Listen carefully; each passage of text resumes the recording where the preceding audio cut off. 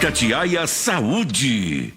Muito bem, vamos falar de saúde aqui no Chamada Geral, recebendo nesta segunda-feira o Dr. Igor Loureiro, que é especialista no tratamento do autismo, do TDAH e com foco no público infantil. Dá tempo de você participar, pode ser em áudio, pode ser em texto, 999967074 e também pelo nosso chat no YouTube. Doutor Igor, mais uma vez bem-vindo ao programa. Vamos lá responder as perguntas dos nossos ouvintes? Muito obrigado, vamos lá. Pode mandar as perguntas. A Patrícia Joe, Cris Carneiro, vocês fiquem à vontade para entrar no papo, para perguntar, para falar aqui também de experiências. Fiquem à vontade, tá certo? Combinado. Doutor Igor, tem uma pergunta que chegou pelo chat, na verdade não é uma pergunta, é uma afirmação do Felipe Meirelles e que a partir do que ele está dizendo aqui pra gente, eu já vou emendar com uma pergunta que acho que pode ser de muita gente.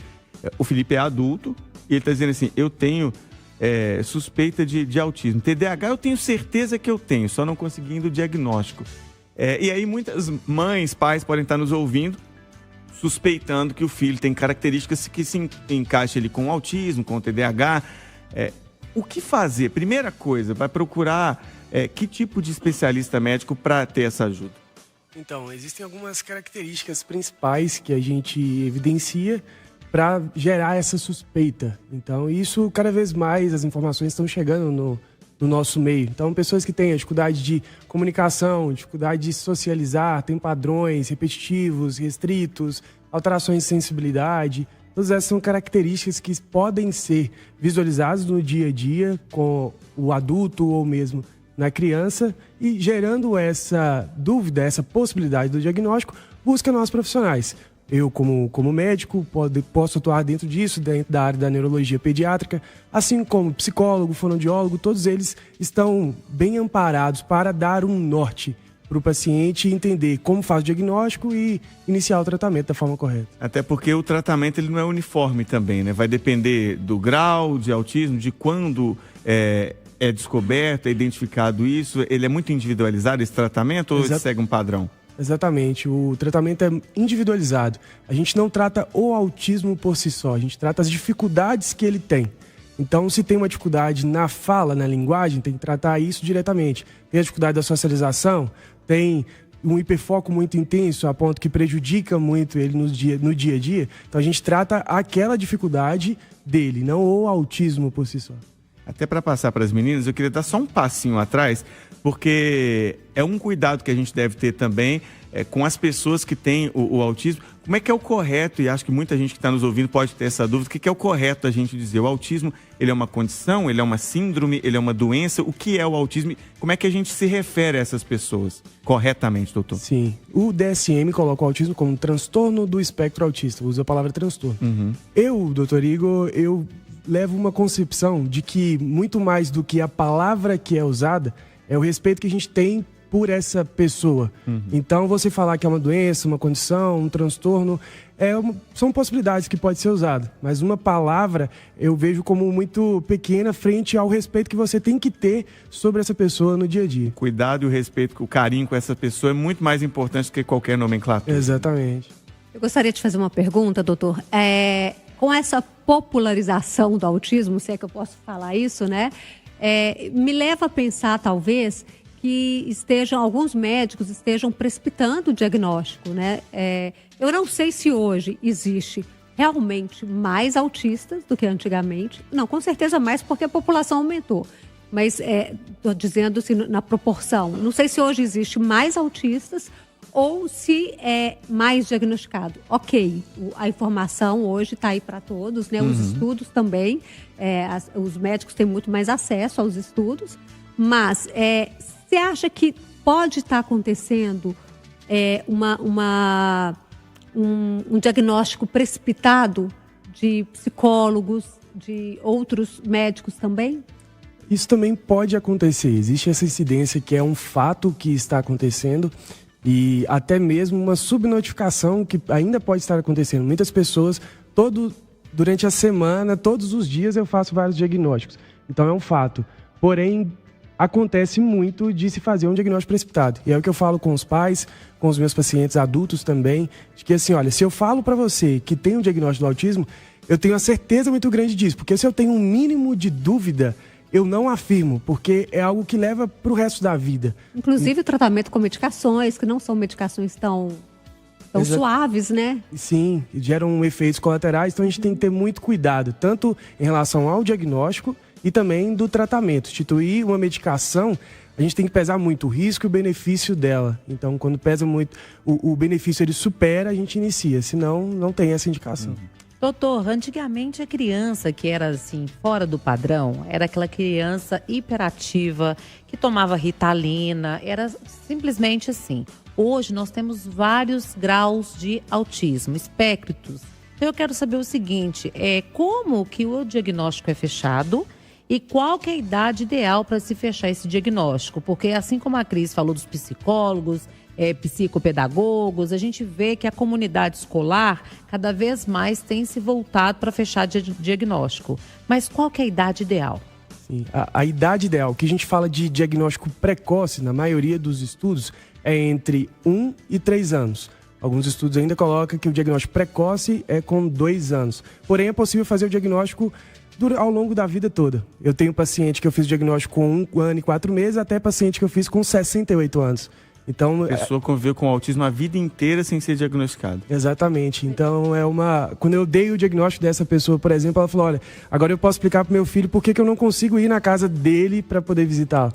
Imagina viver 68 anos com essa dificuldade. Agora deve ser muito difícil, né? Fazer esse diagnóstico entre 1 e 3 anos. Isso, entre 1 e 3 anos. Inclusive porque eu imagino que seja de uma relevância enorme o olhar dos pais, né? Para poder perceber que tem algo diferente e aí sim procurar uma ajuda médica.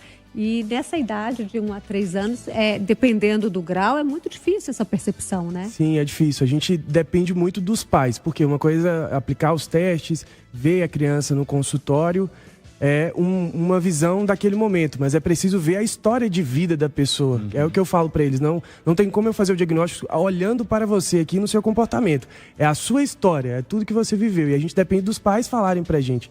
E esse diagnóstico ele é feito através do DSM, Manual Diagnóstico Estatístico. Nós temos critérios que são universais, são padronizados, para dar esse diagnóstico. Tendo lá do critério A, o critério E. Preenchendo todos os critérios, com toda certeza, a gente consegue chegar no diagnóstico. A dificuldade do diagnóstico é o quê? Você entender, será que aquele sinal e sintoma, aquilo que aquela pessoa está apresentando, está dentro desse diagnóstico? Essa é a dificuldade. Tem pergunta que chegou para o doutor aí por WhatsApp. Vamos ouvir. Boa tarde, bancada. Boa tarde, doutor. Eu gostaria de saber qual é a diferença entre um autista e um narcisista. Porque minha filha foi diagnosticada com autismo aos 21. Eu trato dela desde os 9, com psicólogos, depois agora psiquiatras. Foi descoberto agora que ela tem autismo, grau 1. Mas eu vejo muito nela de narcisismo. Alguns traços de narcisista nela. É assim mesmo ou eu estou confusa? Meu nome é Ana, sou de Ribeirão das Neves. Ana de Ribeirão das Neves, obrigado pela participação, compartilhar, né, a história pessoal aí com o doutor. E as coisas podem se confundir? É um traço? O que dá para dizer para ela, doutor? É uma ótima pergunta e isso é pouco falado na literatura. O narcisismo, ele entra dentro dos transtornos da personalidade, diferente do espectro autista. Porém, como o autismo, ele tem mesmo da origem da sua palavra, do autos, é muito o pensamento que antigamente, né, hoje a gente mudou isso, mas antigamente era muito o pensamento voltado para si. Então, o autista, do que a gente fala de teoria da mente, ele tem a dificuldade de se colocar no lugar do outro. Mas é diferente do narcisista. O narcisista tem aquilo que é ele e pronto. O autista, ele consegue, ele tem um sentimento, ele ama a outra pessoa, ele gosta da outra pessoa, ele quer o bem do outro, mas ele tem dificuldade de elaborar isso na mente dele e colocar de forma prática isso no dia a dia. Mas é bem interessante essa diferença e é possível fazer.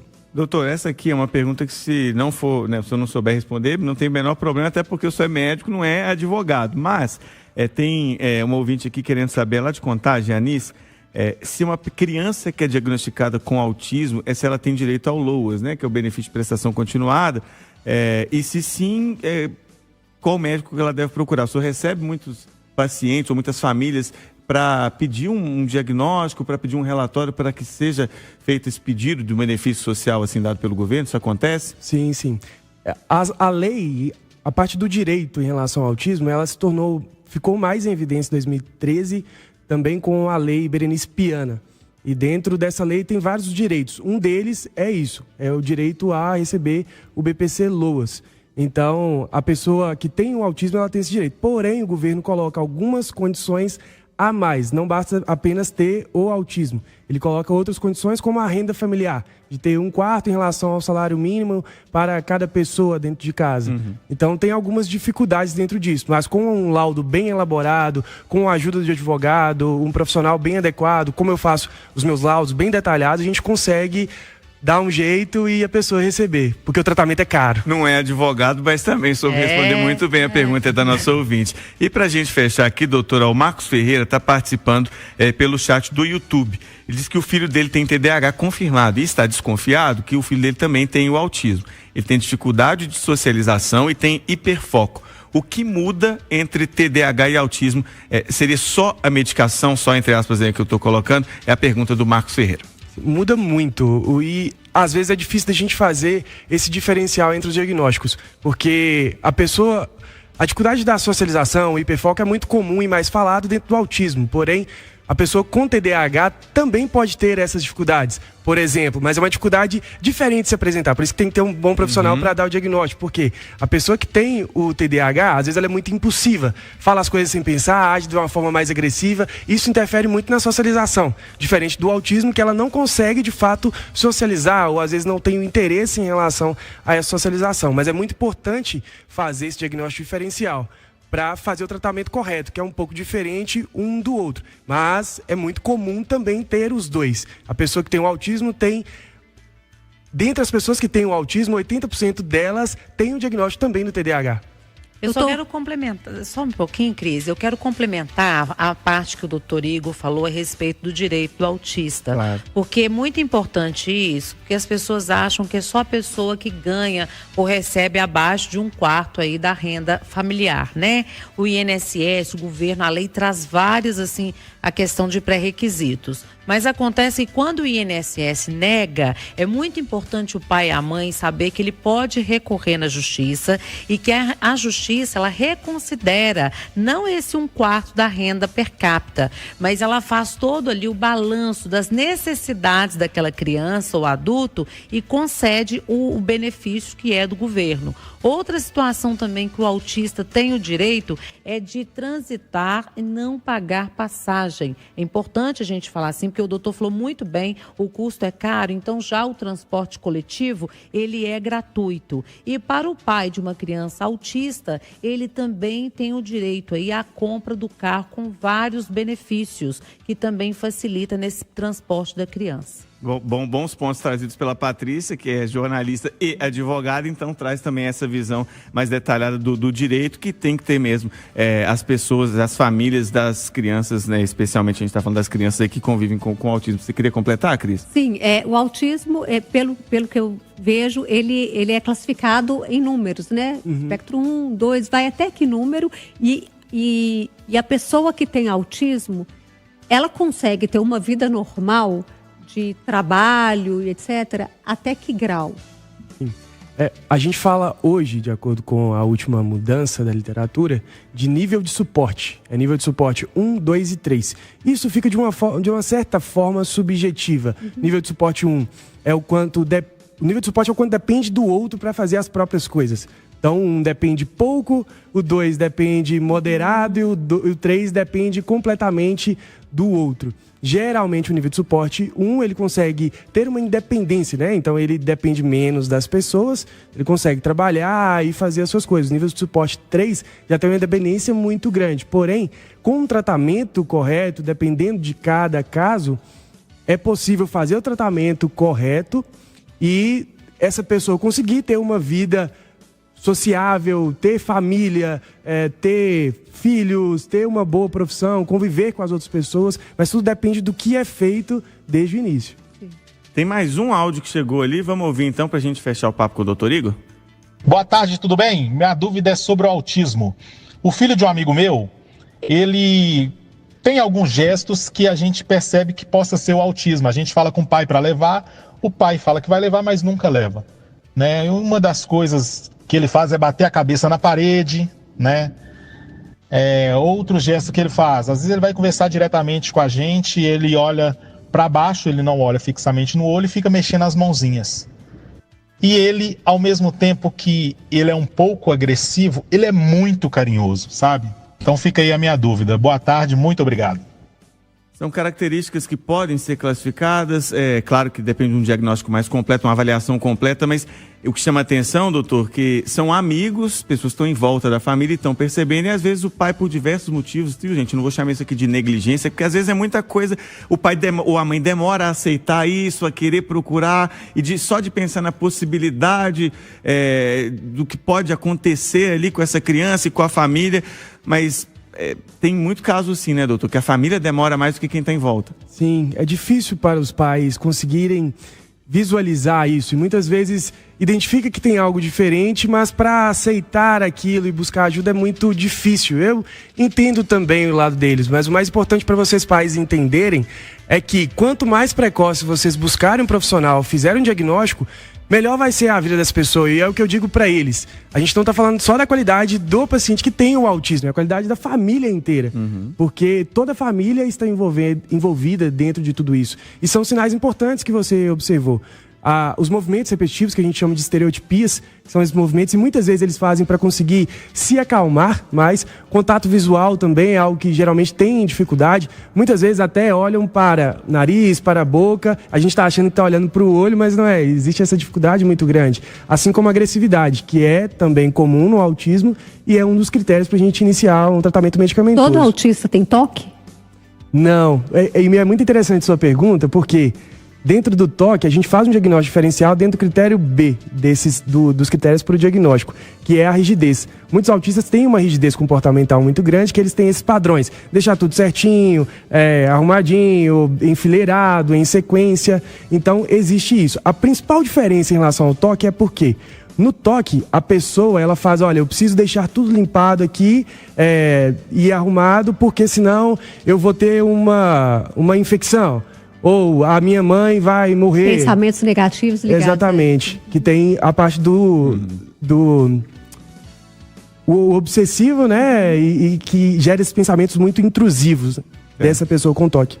A gente conversou aqui no Chamada Geral de hoje com o doutor Igor Loureiro, um especialista no tratamento, nas informações, no cuidado com a pessoa com autismo. Doutor, se deixasse, a gente ia com o papo até as 4 da tarde, porque rendeu, foi muito esclarecedor, tenho certeza disso. Mas, claro, muitas dúvidas ainda ficam. Para quem quiser conhecer um pouco mais do seu trabalho, quiser conhecer mais, deixa as redes sociais para a turma poder acompanhar mais. Sim, agradeço muito a oportunidade de vocês aqui hoje, de falar dessa área que eu amo demais.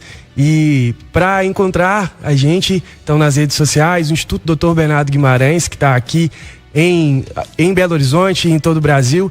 O meu perfil também no Instagram, Dr. Igor Loureiro TEA, transtorno espectro autista. Então vocês podem encontrar a gente lá para iniciarmos esse cuidado que nós podemos fazer para conseguir melhorar ainda mais a qualidade de vida de todos. Instituto Dr. Bernardo Guimarães e também Igor Loureiro TEA no Instagram, é isso? Exatamente. Doutor Igor, um abraço, até a próxima oportunidade, espero que volte mais vezes, muito o que a gente ainda falar aqui no Chamada Geral. Um abraço, viu? Isso aí, muito obrigado, espero voltar mais vezes. Com certeza. Um abraço. Agora